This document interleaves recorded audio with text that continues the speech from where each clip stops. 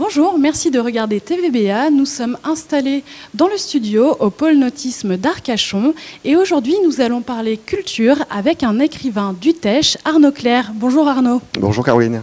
Alors nous souhaitions vous rencontrer pour discuter en fait de votre premier roman qui a été publié il y a un an, en avril 2014. Il s'agit de 1 million d'années plus tard. Oui. Tout d'abord, qu'est-ce qui vous a poussé à écrire ce premier roman? Alors, j'ai vu un film qui s'appelle Prometheus de Ridley Scott. Et c'est un film qui m'a beaucoup marqué parce qu'il parle de l'origine de l'humanité sur Terre. Et j'ai fait des recherches et j'ai recherché la façon dont le scénario avait été écrit. Et c'est là que j'ai découvert la civilisation sumérienne, voilà, que je ne connaissais pas du tout. Donc une civilisation qui s'est développée en Irak 4000 ans avant Jésus-Christ. Et j'ai découvert qu'on leur devait beaucoup de choses. On leur doit l'invention de l'écriture, ce qui n'est pas rien, l'invention de la roue, les mathématiques, l'irrigation, la sédentarisation. Donc, et j'ai eu une révélation, on va dire. Après, il y a un scénario qui m'est venu en tête et j'avais déjà des idées pour écrire un roman.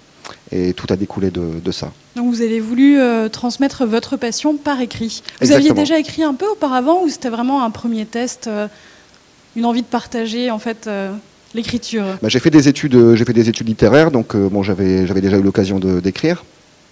Mais je m'étais toujours dit un jour que j'écrirais un roman. Et ça a été l'occasion, voilà. Ça a été l'occasion, j'ai eu l'envie qui m'est venue à ce moment-là. Et ce n'est pas un petit roman, ce n'est pas 90 pages, on va dire. Vous avez vraiment écrit, c'est pas un pavé non plus, mais vous avez pris le temps quand même de détailler une histoire sur plusieurs pages quand même. Alors quand je l'ai fait sur format informatique, sur format Word, il faisait 200 pages. Voilà. Une fois que c'est passé dans les mains de l'éditeur, après avec la mise en page, on est passé sur 400 pages qui se lisent très vite. Pour l'avoir écrit, j'ai dû le relire plusieurs fois et je me suis chronométré.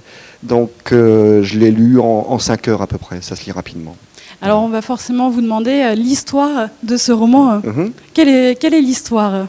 Alors, c'est l'histoire d'un archéologue qui est en train de faire des recherches en Irak sur les sites sumériens. Donc, la civilisation sumérienne était implantée en Irak entre le fleuve Tigre et Euphrate, dont on parle beaucoup dans la Bible et dans d'autres mythes. Il est en train de faire des recherches et il est sous Babylone et il fait une découverte. Il découvre un artefact, donc un objet qui ressemble à un dodécaèdre. Au niveau forme géométrique, ça ressemble à un ballon de foot.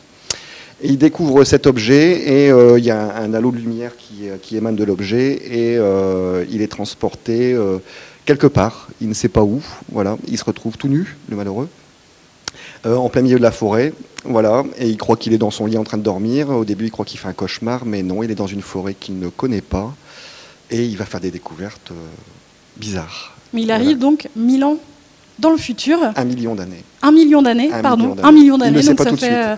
Ça fait quand même un bout de temps. Un petit peu, ouais. Le monde a changé, il paraît. Alors, le monde a changé. On peut dire qu'au niveau de la nature, bien sûr, ça a évolué. L'Irak ne ressemble pas du tout à l'Irak de notre époque.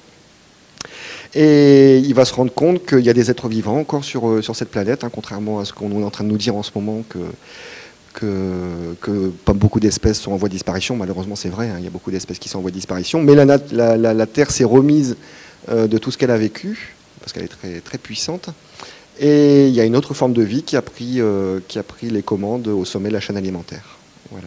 Est-ce qu'on peut parler un peu de cette forme de vie? C'est un peu de la science-fiction comme Alien ou pas du tout? Non, c'est pas de la science-fiction comme Alien, même si j'adore. Et puis comme je parlais de Ridley Scott, c'est Ridley Scott qui a fait Alien 1. C'est pas comme Alien, mais je m'intéresse beaucoup aux évolutions des espèces et il y a quelques théories de l'évolution qui disent que l'être humain pourrait être supplanté un jour par les insectes. Voilà. Donc c'est les insectes qui ont pris le pouvoir dans votre roman? Exactement, parce que les insectes sont plus nombreux que nous sur la Terre. Ils sont très évolués. Quand on regarde un livre comme ce que Bernard Werber a écrit sur les fourmis, on voit qu'elles ont une technologie, on voit qu'elles ont une agriculture, on voit qu'elles ont des systèmes de communication. Les fourmis en tout cas déjà sont très évoluées. Ça doit être compliqué d'imaginer comme ça le futur de la Terre dans 1 million d'années. Ou vous avez laissé vaquer votre imagination? Alors, je me suis beaucoup documenté sur déjà les évolutions qu'il y a eu par le passé, l'évolution des espèces.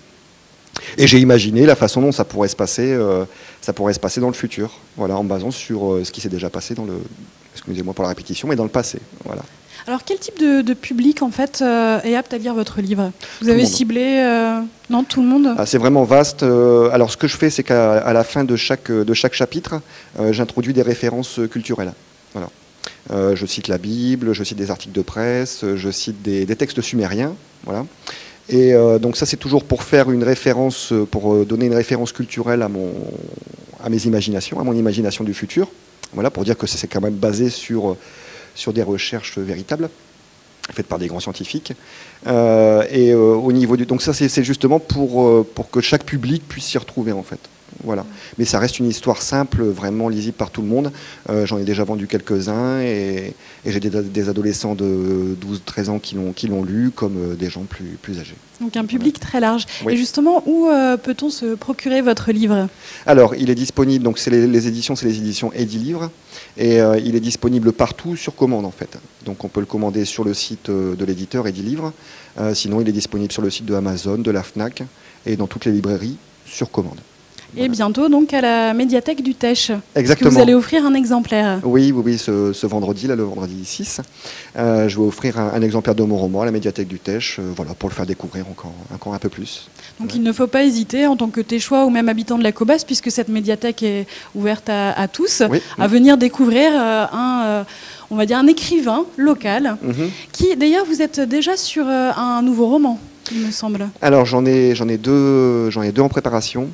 Alors, ce que je voudrais faire, en fait, c'est créer un univers, un petit peu comme Émile Zola l'a fait, créer un univers où tous les personnages seront de la même famille. Voilà, ils sont dans différentes époques, ils sont dans différents lieux, bien sûr, mais ils seront tous de la même famille. On surfera toujours sur la vague sumérienne, de la culture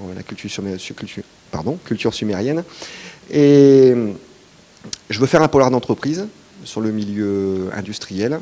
Donc un thème totalement différent cette fois-ci. Alors totalement différent, mais pour parler aussi de la crise économique, voilà, que la France est en train de subir. Et le but de mes livres, c'est de redonner l'envie et dire qu'on peut tout à fait s'en sortir. C'est le but du livre aussi. Hein, voilà. Et vous pensez les sortir quand, ces ouvrages? J'ai encore du travail à faire, donc je pense que ça sortira d'ici 6-7 mois. Donc ça, c'est le premier. Et le deuxième, ce sera je voudrais faire une trilogie de 1 million d'années plus tard. Donc ce sera la suite de ce roman-là. Donc c'est l'occasion de lire le premier tome, plutôt, puisqu'il y aura une suite, vous l'avez dit.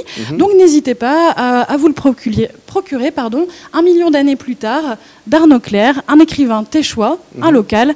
Donc surtout, n'hésitez pas, c'est des belles histoires et vous allez nous faire partager donc, votre passion à travers ces écrits.